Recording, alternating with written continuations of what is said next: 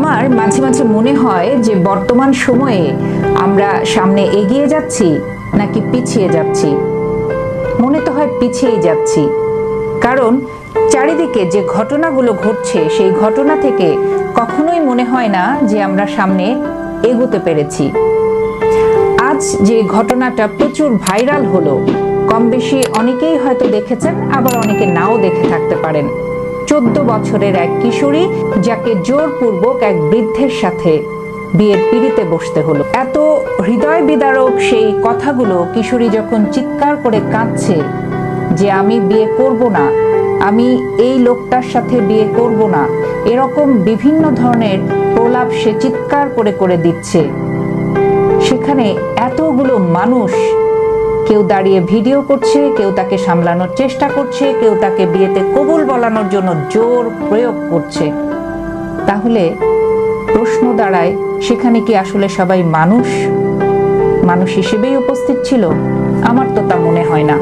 একটা মেয়ে যখন চিৎকার করে কাঁদছে, যার বিয়ের বয়স হয়নি, 18 দূরের কথা 14 বছর বয়স তার, এখনো বিয়ের বয়স হতে আরো 4 বছর বাকি, সেই মেয়েটির কান্না কারো কানে ঢুকছে না।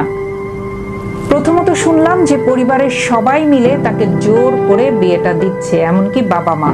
পরবর্তীতে জানতে পেলাম যে না, বাবা মা নেই, মেয়েটি ভাইয়ের কাছে মানুষ হয়েছে। সেই ভাই ভাবি জোরপূর্বক এই বৃদ্ধের সাথে বিয়ে দিচ্ছে, কারণ বৃদ্ধ তাদের 10 লাখ টাকা দেবে এবং এটাও প্রতিশ্রুতি দিয়েছে যে সেই মেয়েকে রানী করে রাখবে।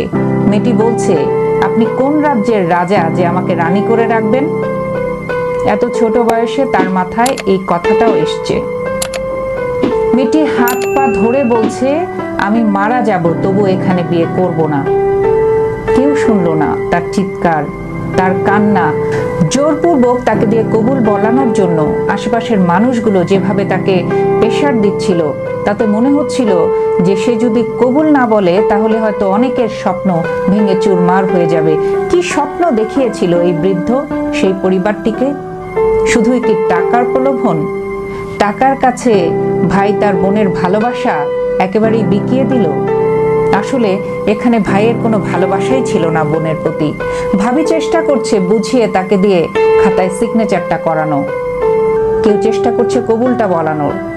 ভাই দু এক সময় ক্ষেপে থাপ্পড়ও মেরে বসলো, আর ভাবি খুব কৌশলী, সে খুব সুন্দরভাবে শান্তভাবে সিচুয়েশন ট্যাকেল দিয়ে তাকে রাজি করাতে চাচ্ছিল। অথচ মেয়েটি খুব আশা নিয়ে ভাবির কাছে বারবার বলছিল, ভাবি তুমি আমাকে সাহায্য করো।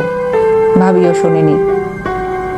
আমার কথা হলো, এই ধরনের একটা ঘটনা যদি তোলপাড় ঘটায় সোশ্যাল মিডিয়ায়, তাহলে আর মানুষরা সেখানে কি করলো?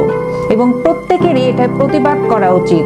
একটা হচ্ছে মেয়েটি এখনো নাবালিকা, 14 বছর বয়সে তাকে বিয়ে দেয়া হচ্ছে। আরেকটি হলো জোরপূর্বক, জোর করে কখনোই বিয়ে দেয়া যায় না। মেয়েটির হয়তো উপায়ও ছিল না, সেখান থেকে সে পালিয়ে যাবে, অন্য কোথাও আশ্রয় নিবে। হয়তো সেই সুযোগ থাকলে তার কান্নার মধ্যে এই বিষয়টি প্রকাশ পেয়েছে, সে হয়তো পালিয়েই যেত। এ ধরনের পরিস্থিতিগুলো দেখলে শুনলে তখন মনে হয় এরা আসলে কেন এই সিদ্ধান্তে উপনীত হয়, কেন অনেকেই বিয়ের আসর থেকে পালিয়ে যায়। মাঝে মাঝে মনে হয় যে এই ঘটনাগুলো যারা ঘটাচ্ছে তারা কি সব সময় একেবারে আড়ালেই থেকে যাবে, বিচারের আড়ালে? কখনোই তাদের বিচার হবে না। আমার তো মনে হয় সেখানে যারা উপস্থিত ছিল প্রত্যেকের বিচার হওয়া উচিত। প্রত্যেকটা বয়স্ক মানুষ সেখানে এই ছোট্ট মেয়েটিকে যেভাবে প্রেশার ক্রিয়েট করে বিয়ের পিঁড়িতে বসালো, এর জবাবদিহি প্রত্যেকেরই নেওয়া উচিত। আমি নিতে পারিনি, আমি মেয়েটার কান্না কিছুক্ষণ যখন স্ক্রল করছিলাম আমি নিতে পারিনি, আমি বারবার সরিয়ে দিচ্ছিলাম। মনে হচ্ছিল আমার কি কিছু করার নেই? আমি আমার জায়গা থেকে প্রতিবাদ জানাচ্ছি। আমি দৃষ্টি আকর্ষণ করব নারী ও শিশু অধিকার যে মন্ত্রণালয় আছে, তারা যেন এই বিষয়টি হস্তক্ষেপ করেন, এই বিষয়টির একটা সুবিচার যেন এই মেয়েটি পায়, সেই দিকেই আমি দৃষ্টি আকর্ষণ করছি। অবশ্যই এই মেয়েটির একটা সঠিক বিচার পাওয়া উচিত। আমার হঠাৎ করে মনেই হয়েছে তার চিৎকার শুনে যে একটা সময় আমরা পড়েছি সতীদাহ প্রথা, একরকম সতীদাহ প্রথাই মনে হয় হয়ে গেল। খুব আশা নিয়ে আছি, হয়তো 2-1 দিন পরে বা একটু দেরিতে হলেও এই টপিকটা নিয়ে একটা খুব সুন্দর বিচারের কোনো একটা কিছু সোশ্যাল মিডিয়ায় দেখতে পারবো, সেই আশাই করছি। আমার জায়গা থেকে যদি কিছু করার থাকতো, আমি মেয়েটিকে সাহায্যের জন্য হাত বাড়িয়ে দিতাম। ঘটনাটি ঘটেছে বগুড়ার সারিয়াকান্দিতে। বলা যায় সেখানকার অনেক মানুষ কুসংস্কারাচ্ছন্ন, কারণ তারা চাঁদের মধ্যেও কিন্তু কাউকে দেখতে পেয়েছিল। এখনো তারা অনেক অনেক পিছিয়ে আছে হয়তোবা। তো আমার কথা, পিছিয়ে থাক, বর্তমান সমাজে তারা বসবাস করছে, তাদেরকে সমাজের রুলস মানতে হবে। কখনোই কাউকে ধরে বেঁধে জোর করে ইচ্ছার বিরুদ্ধে এইভাবে বিয়ে দেওয়া যায় না।